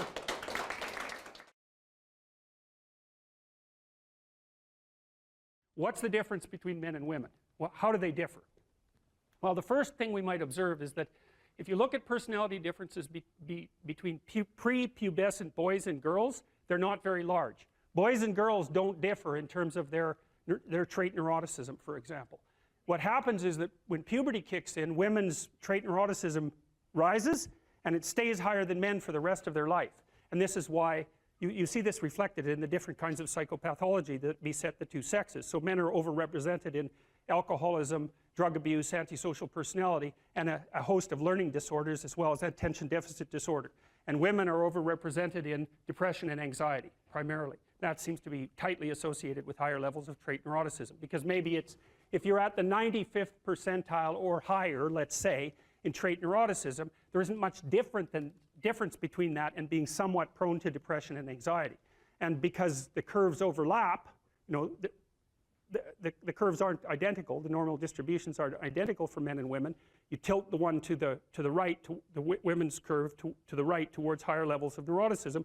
You go out and you look for the person in 20 who has the highest levels of negative emotion.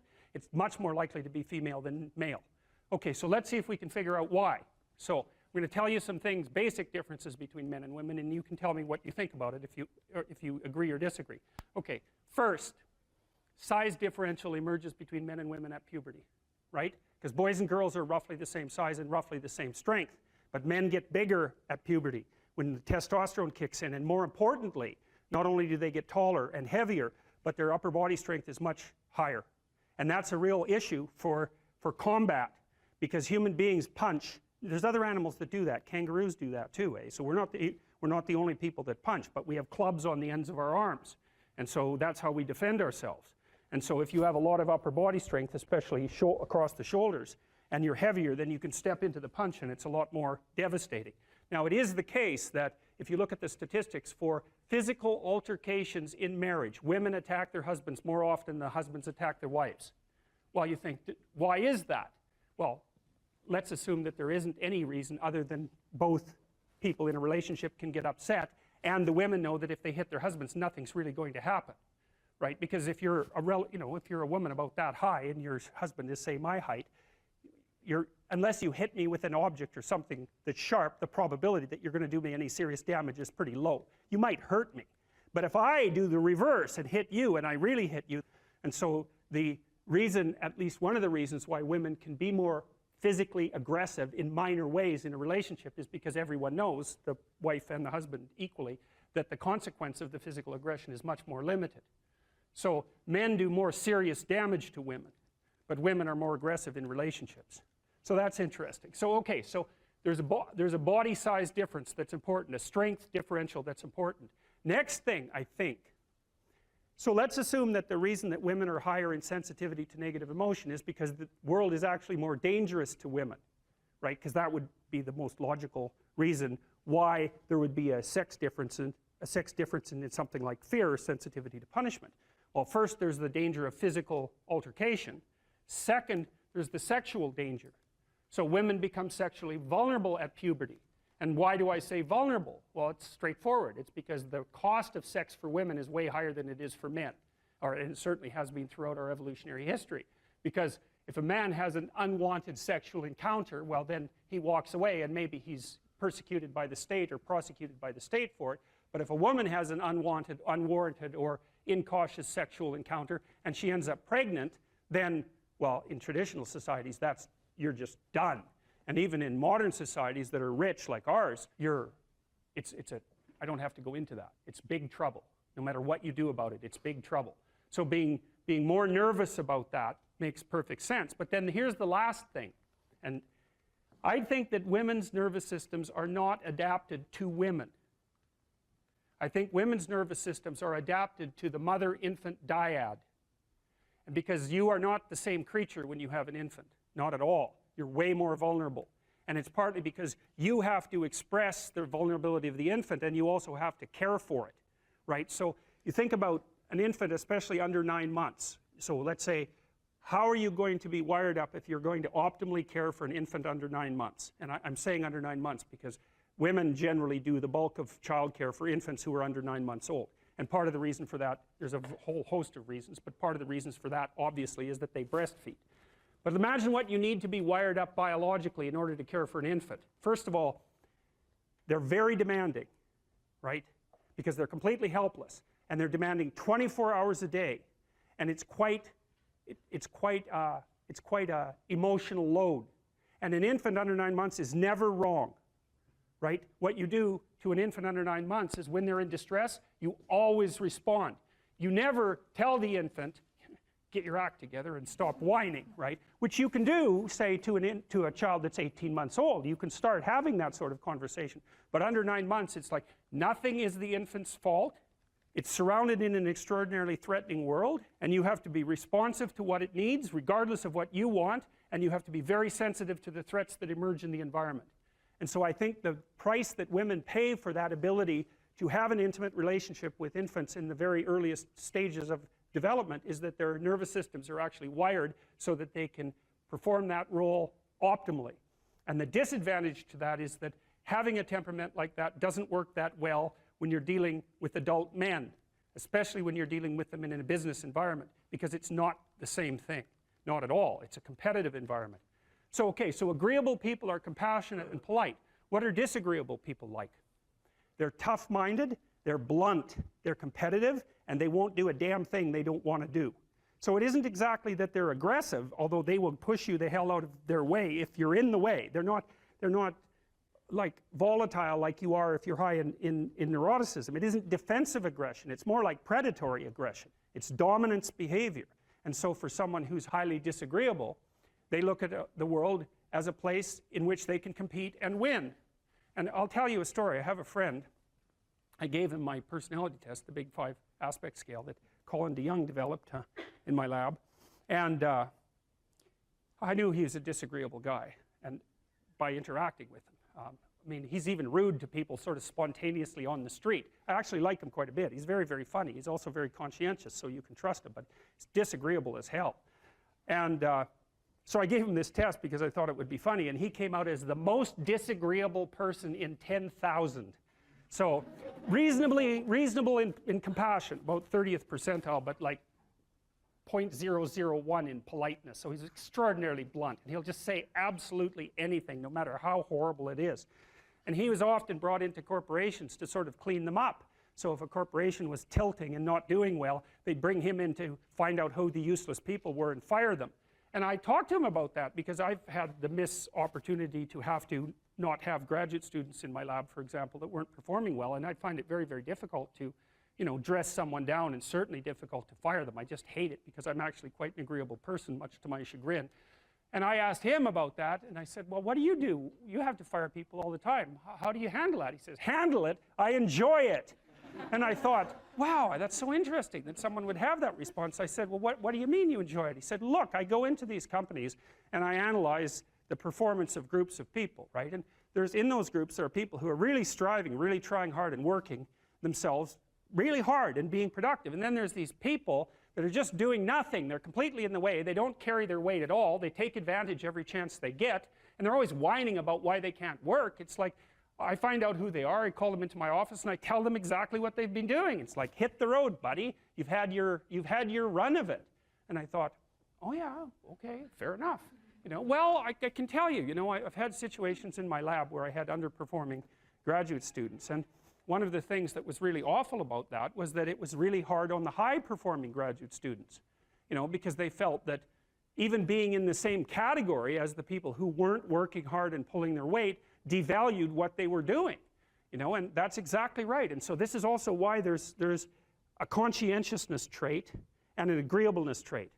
Because conscientious people judge you on your accomplishments, right? They don't give a damn about your feelings, not a bit. It's like, are you doing the work or not? Whereas agreeable people think, well, you know, your mother's sick and, you know, you've got a bunch of family problems and we all have to take care of each other and it's no wonder that you're having a rough time. And like, you can't say that one of those attitudes is correct and the other isn't correct. You can't say that. There wouldn't be those two dimensions if there wasn't something correct about both of them. But you can certainly point out that often they conflict, you know, and so the demand for inclusiveness and unity and care and the demand for high-level performance in a hierarchical structure, they're very different orientations in the world. And so it's complicated for people who are agreeable and conscientious. And actually, I think often that large corporations and large institutions of any sort run on the unheralded labor of people who are high in agreeableness and high in conscientiousness, and they're disproportionately women. And my experience in large institutions has been that if you want to hire someone to exploit appropriately, no, not appropriately, if you want to hire someone to exploit productively, you hire middle-aged women who are hyper-conscientious and who are agreeable, because they'll do everything. They won't take credit for it and they won't complain. And that's nasty, and I think that happens all the time. And so one of the things you have to be careful of if you're agreeable is not to be exploited, because you'll line up to be exploited. And I think the reason for that is because you're wired to be exploited by infants. And so That just doesn't work so well in that actual world. And one of the things that happens very often in psychotherapy, you know, people come to psychotherapy for multiple reasons, but one of them is they often come because they're too agreeable. And so what they get is so-called assertiveness training, although it's not exactly assertiveness that's being trained. What it is the ability to learn how to negotiate on your own behalf. And one of the things I tell agreeable people, especially if they're conscientious, is say what you think. Tell the truth about what you think. There's going to be things you think that you think are nasty and harsh, and they probably are nasty and harsh, but they're also probably true. And you need to bring those up to the forefront and deliver the message. And it's not straightforward at all, because agreeable people do not like conflict. Not at all. They smooth the water. You know, and you can see why that is in accordance with the hypothesis that I've been putting forward. You don't want conflict around infants. It's too damn dangerous. You don't want fights to break out. You don't want anything to disturb the relative peace. You know, and if you're also more prone to being hurt physically and perhaps emotionally, you're also maybe loath to engage in the kind of high intensity conflict that will solve problems in the short term. Because it takes a lot of conflict to solve problems in the short term.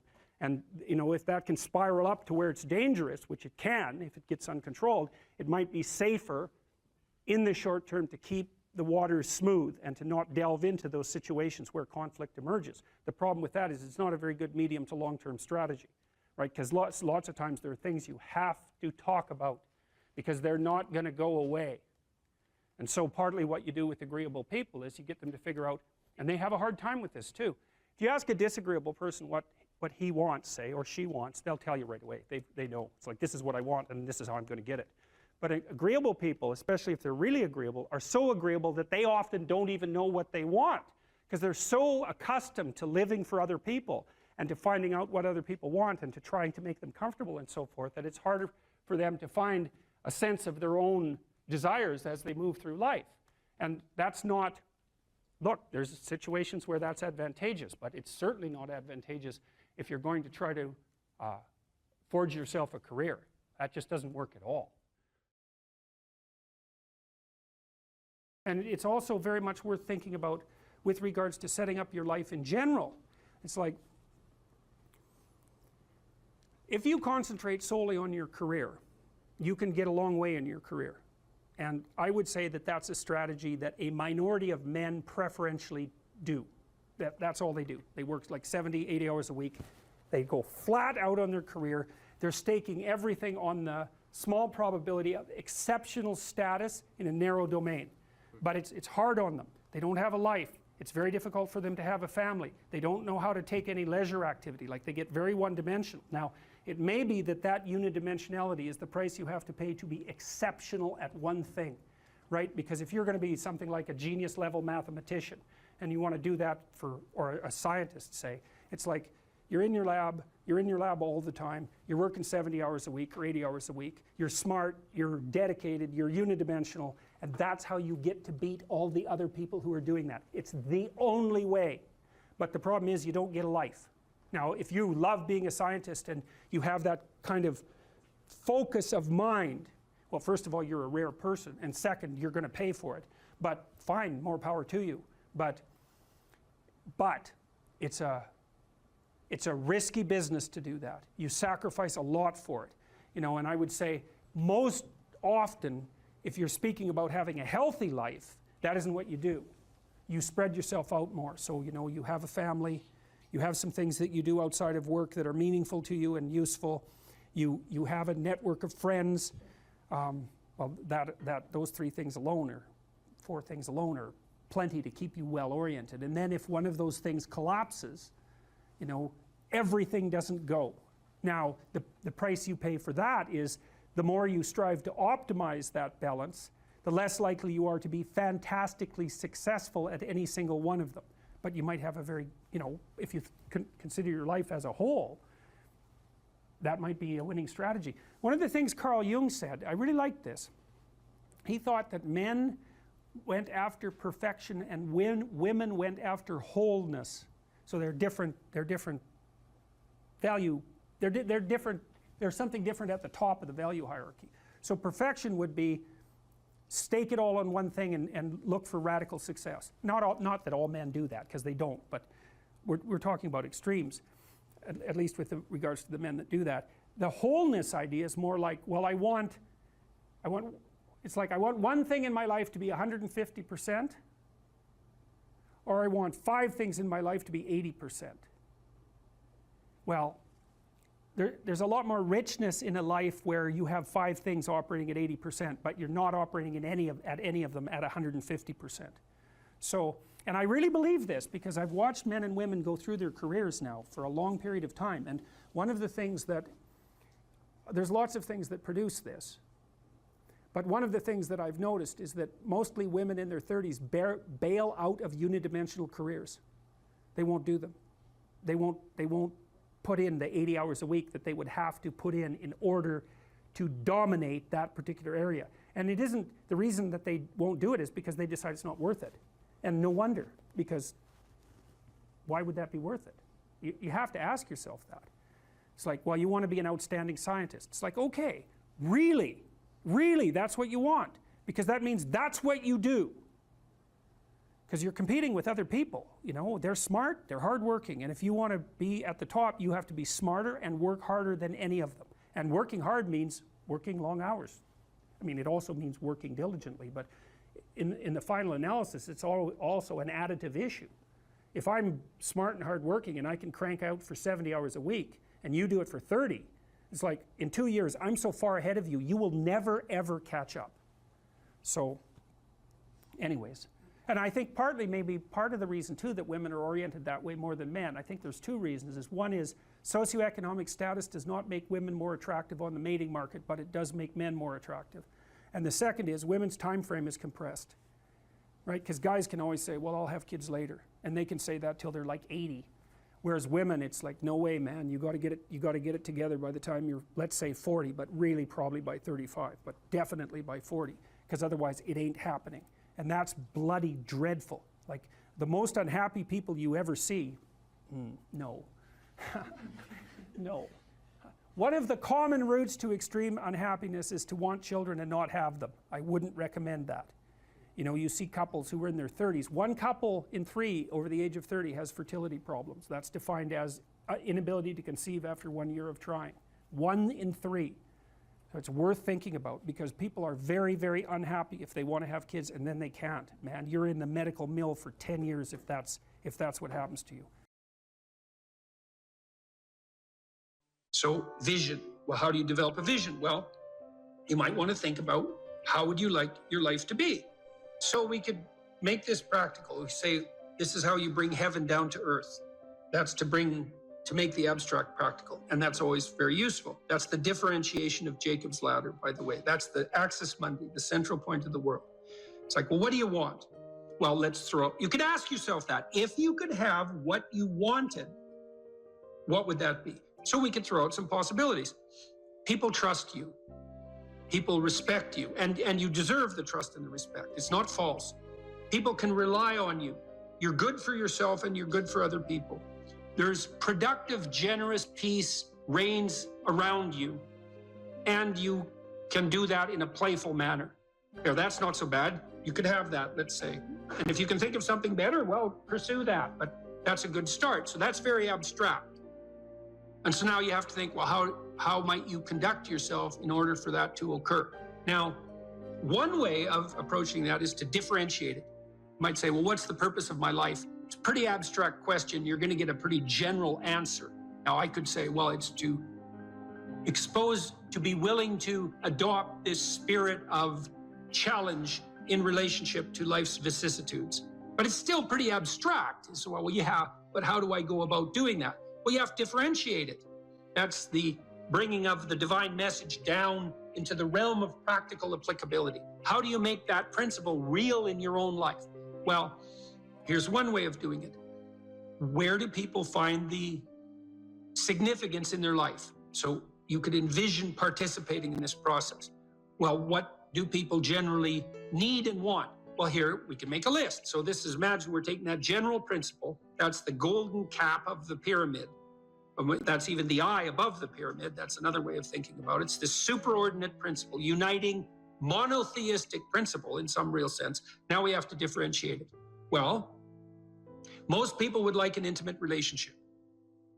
Okay, and so what does that mean? Well, intimate means physically intimate, but it likely means emotionally intimate, and it probably means iterating across some reasonable period of time, unless you just want everyone around from whom you're deriving physical gratification to be the whim of the moment, in which case you're basically a psychopath, and I wouldn't recommend that as a pathway forward. You're a narcissistic psychopath, and you might think, well, I get what I want. It's like, well, no, you won't, because your life will degenerate, so that's a bad theory. So you want an intimate relationship, and then you're going to have to treat that other person, well, how? Well, you can win an argument with your wife today, but then tomorrow, there she is in all her defeated glory. And so I don't know what the victory is going to win you. Maybe you want to negotiate towards something like productive and generous peace with her instead. And that's all part of this intimate relationship. And then it becomes truly intimate. And then it's stable across time. And that might be desirable. Then you have a platform, let's say, that will help you stabilize your entire life, because part of the reason you're going to do things is because you want to be of service to at least one other person, and vice versa. Because if it's just for yourself, that's pretty damn dismal and immature and pointless and futile. And it doesn't work anyways. So you've got at least someone else you can serve in this mutually sustaining manner. So most people want an intimate relationship. You know, and they'll settle for second-rate derivations thereof, but still what they want. Fine. Probably want something approximating a family, and even if you're not going to have kids, and I think that's a very bad idea, by the way, not to have kids. Well, you have your parents and your siblings, and if you don't have them, you have your extended family. You might want to stabilize and fortify your relationships with them, because why not? No, why not make peace with your father and your mother and your siblings if you can? And then you get to practice making peace, and then you have a family. That seems okay. And then you probably want some friends.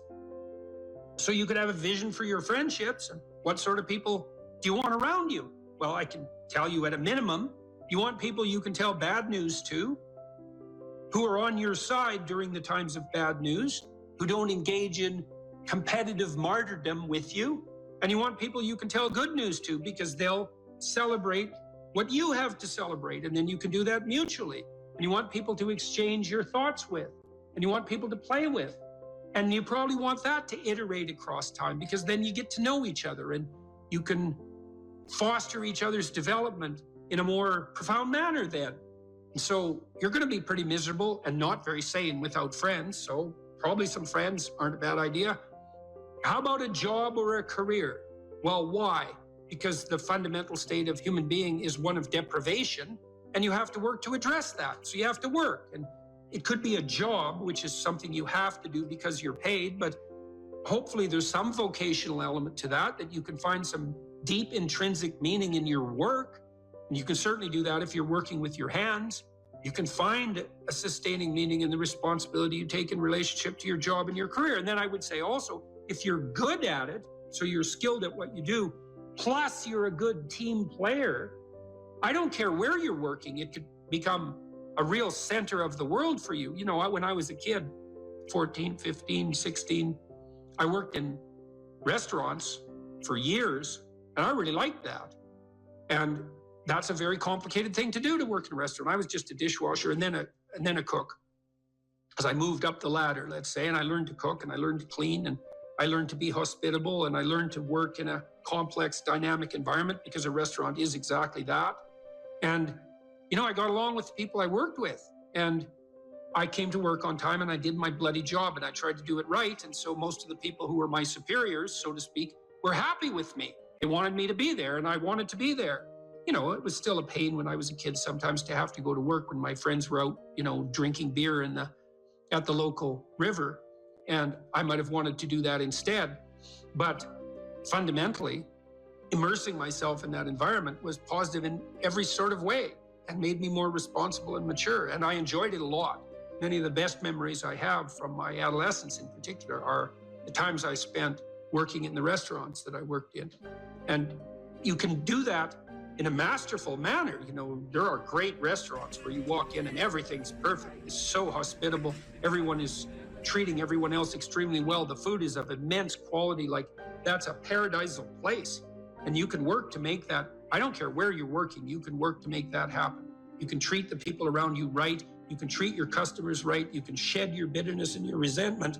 You can take on the lowly status of your beginner job as if it's also a field of unlimited opportunity, which it is if you can get your head around it.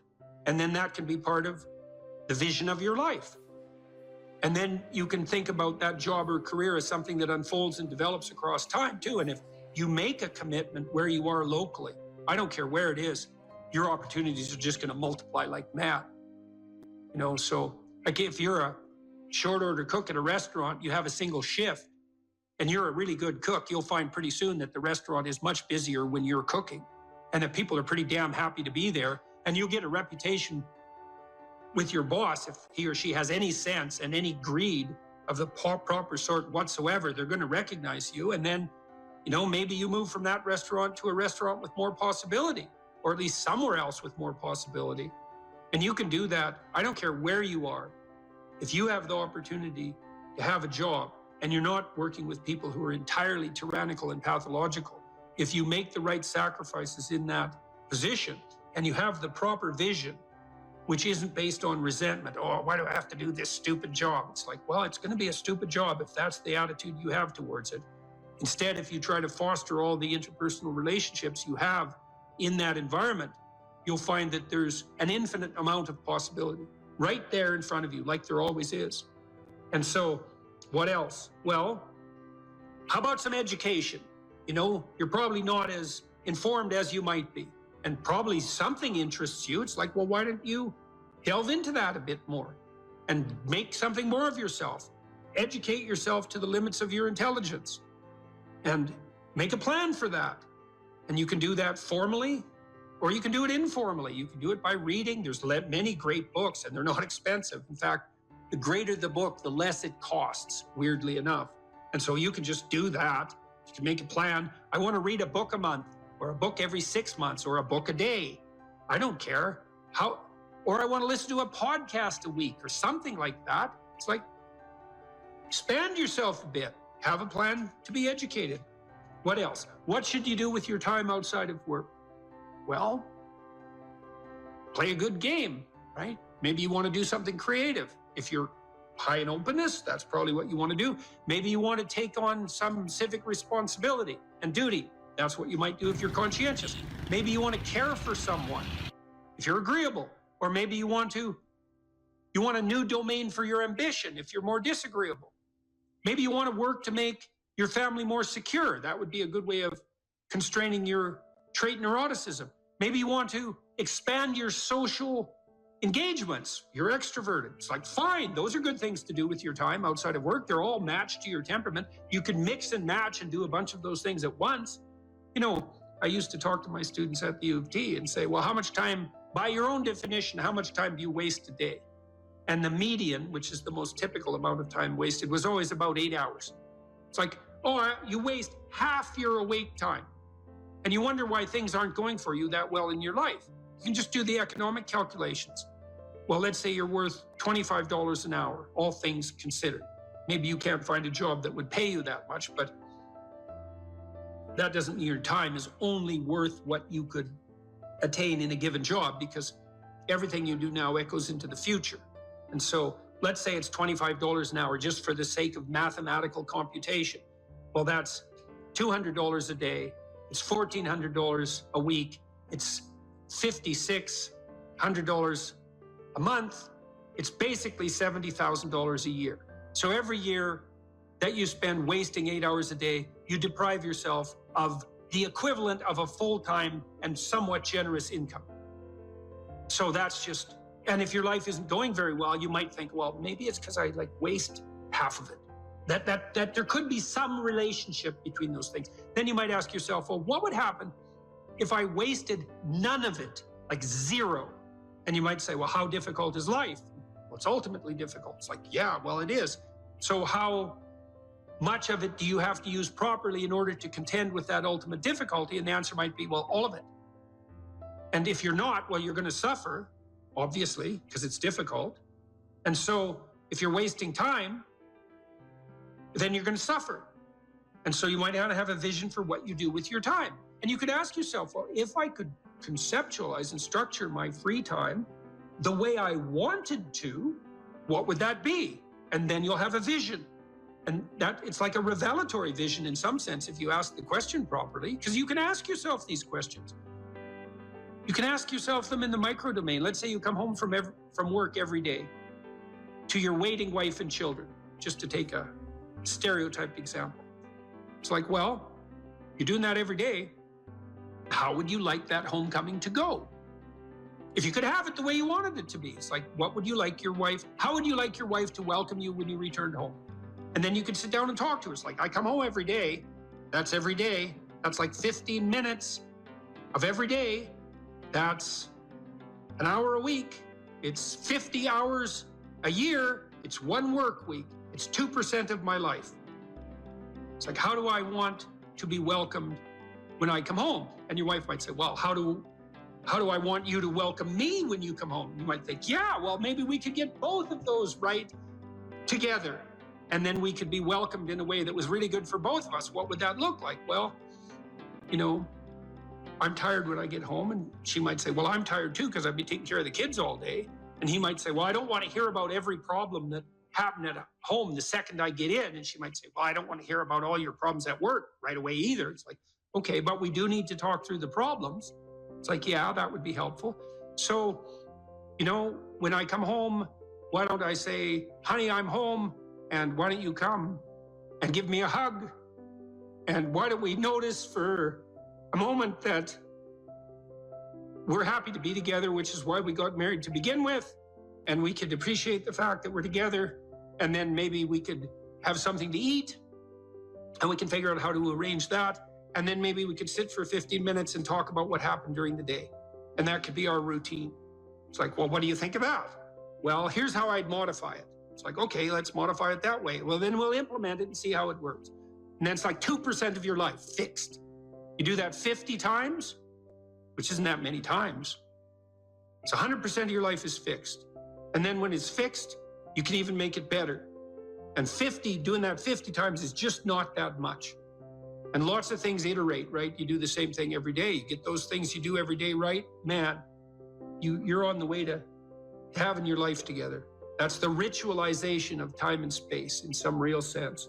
And the application of what's essentially a religious attitude to all the elements of your life that you might otherwise regard as mundane. Oh my God, I have to do the same thing every day. It's like, hey, that's your life, man.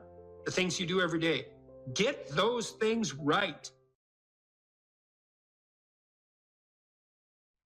It's known from multiple dimensions simultaneously that the system that produces happiness, let's say in the founder's sense, produces that emotion in relationship to the observation of movement towards a valued goal. And so you can derive some conclusions from that. The first is that without a goal, there's no happiness by definition, because happiness marks movement towards a valued goal. The next is, well, the higher the goal, the more value there is in the observation of movement towards it. And so out of that, you might ask, well, then what's the highest goal? Because why don't we go for that? Well, then you could say, well, you should do your best for the best. You might say, well, that's just to make me hedonically happy. It's like, well, wait a second, you know, cocaine will work for that, because it actually even activates this system. But what about tomorrow and next week and next month? And so the problem with hedonism as a goal is, first of all, it vanishes when you're suffering. But even failing that, if you're serving yourself hedonically in the narrow sense, it's just about me and my pleasure. It's like, okay, which you? Today's you, tomorrow's you, next week's you, next month's you. What about next year, 5 years from now, 10 years from now? You're going to lead a hedonic and dissolute life, and what are you going to be, a burnt-out shell and a wreck, a dismal wreck in 10 years? Because that's what will happen. And so if you don't construe yourself as a community stretched out across time, then you're not even serving yourself. And if you do construe yourself as a community stretched across time, then serving other people and serving yourself turn out to be exactly the same thing. I just did a course on the Sermon on the Mount, and Christ, in one of the sections of that sermon, he says to people that You shouldn't lose your saltiness. You shouldn't lose your savor. And you're the salt of the earth, and without that salt, everything loses its flavor. And salt is a preservative, and it's a spice, and that's often conceptualized, that phrase, as referring to the salt of the earth, you know, the solid, reliable types who bear all burdens. But that is not what it means. I looked at a lot of different translations. I talked to a lot of people about that verse, and really what it means is, well, there should be some spiciness and unpredictability and humor about you. And there should be some play in the system, right? Because that's what stops you from just being the narrow, dead, past letter of the law with no spirit. There should be some snake inside the tree, right? There should be some fire inside the bush. Those are all ways of construing that are symbolically equivalent. There should be some dynamism in you, and a fair bit of that's associated with, well, enthusiasm. That's fun, but enthusiasm means to be imbued with the Spirit of God. That's why people like comedians so much too, because that's what they do.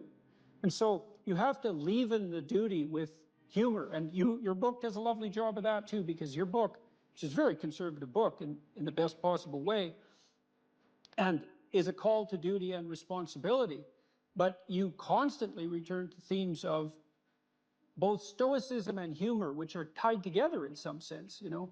I was just in Newfoundland for the last week doing a documentary there, and Newfoundland's a rough rock, and it's beautiful and harsh. And the people there are tough and resilient, man, because they had to be. And Newfies have a great sense of humor, and they're always making fun. And that's a necessary leaven, right? That ability to deal with serious matters in a with a light touch. And it's something I'm trying to learn to do more and more, even in the most serious of conversations, you know, because if you're a master, you've got both. You've got that light touch and that sense of humor. You really see that in military people who've been through rough situations.